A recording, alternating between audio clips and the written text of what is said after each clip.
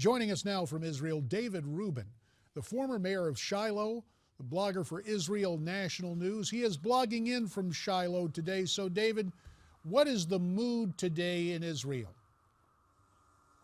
Well, the mood is very tense, as could be expected. People are very, very frustrated and very, very angry because what we're talking about here is not just one terrorist attack, as horrific as it was.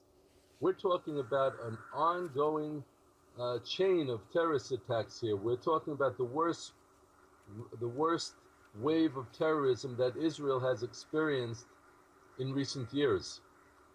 For the past month, there's been one terrorist attack after another. Almost every single day there's been something else. And people are angry. People want something to be done about it. And David, I understand you are calling for firm military action against the Palestinian Authority. What would you like to see done specifically? Well, firstly, we have to identify the enemy. Terrorism is not an enemy. Terrorism is a strategy. But it's a strategy that's used by an enemy, and the enemy in this case is the Palestinian Authority, headed by Mahmoud Abbas and by the Fatah and Hamas terrorist organizations. And this Palestinian Authority has been financing the terrorism, has been encouraging the terrorism, and has been inciting the terrorism. And I think it's time that we call them to task on this, and not just complaining to the Americans, not just complaining to the EU and the UN. I think it's time that we take action and go into Ramallah, take down the Palestinian Authority headquarters, declare the Oslo Accords null and void, and declare the Palestinian Authority null and void. David, we listened at the outset of this segment to what the presidential press secretary, Josh Earnest, had to say. And always it seems from this White House, whether it's moral equivalency or perhaps that's not the right term, but you will hear the White House, the president or one of those working for him, mention Israel and then mention the Palestinians and how everyone wants peace. Is that an accurate picture of what's going on? No, clearly it's not. I mean, we have this false even-handedness every single time there's a terrorist attack. Well, the terrorist attack is on Israeli civilians who were praying in a synagogue.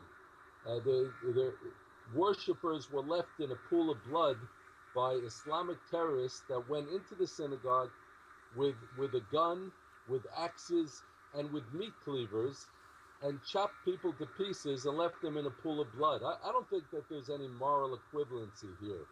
And I find it absolutely outrageous, absolutely disturbing that the President of the United States would say that there should be calm on both sides.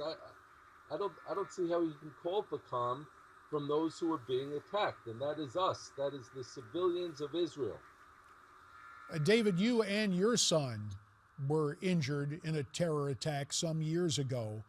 When you got the news yesterday and then heard the response from the President of the United States, how concerned are you about Israel and its future relationship with America? In the final analysis, will Israel end up going it alone as long as President Obama is in the Oval Office? Less than a minute, sir. I'm sorry to say that Israel is going to have to go it alone. I would like to see a more legitimate and more dignified and kind of response from the president, but I don't think we're going to see that. This is a president that has been the most hostile president towards Israel in history, and I think that Israel is going to have to take firm action against the Palestinian Authority, and if President Obama complains, we're just going to have to look the other way. David Rubin, we thank you very much, Skyping in today from Shiloh. You, of course, are the former mayor of Shiloh, and you are a blogger for Israel National News. Sir, we appreciate you Skyping in to give us your assessment and tell us what's going on the day after this horrible terror attack. Thank you. So you heard from David Rubin. He thinks Israel will have to go it alone. There's more straight ahead on America's Forum.